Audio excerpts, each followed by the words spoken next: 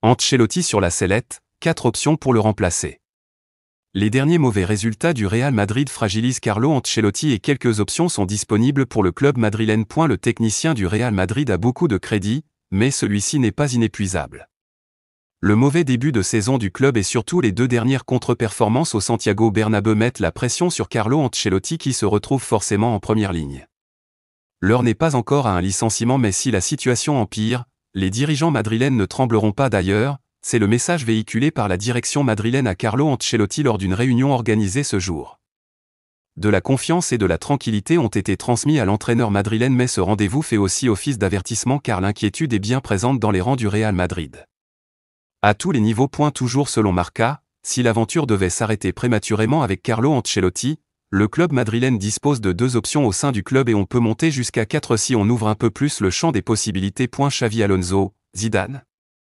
Dans un premier temps, une option est à écarter, Xavi Alonso. L'Espagnol, cible prioritaire du club pour entamer un nouveau cycle post-Ancelotti, n'est assurément pas en mesure de quitter le Bayer Leverkusen en cours de saison. Xavi est un homme élégant qui respectera son contrat et qui a un accord avec son club pour partir l'été prochain. Pas avant. En revanche, l'option Zidane est réelle, concrète. Le Français est libre, il connaît la maison comme personne et a l'expérience déjà d'une prise de fonction en milieu de saison. Il est d'ailleurs toujours très régulièrement au Bernabéu et ses relations avec la direction se sont largement réchauffées.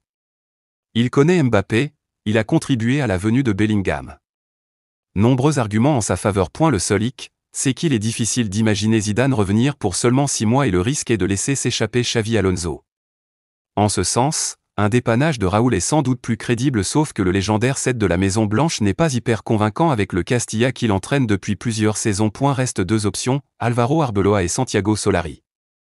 Le premier fait des débuts prometteurs mais n'exerce qu'avec le juvénile A et donc le gap est gigantesque avec l'équipe première.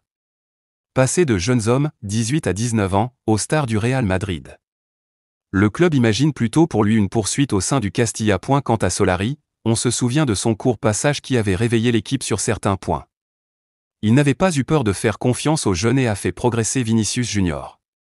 Avec Raúl, il est l'option la plus crédible selon Marca, mais pour l'heure, la direction n'envisage pas de se séparer de Carlo Ancelotti. Le résultat contre Osasuna sera important en ce sens.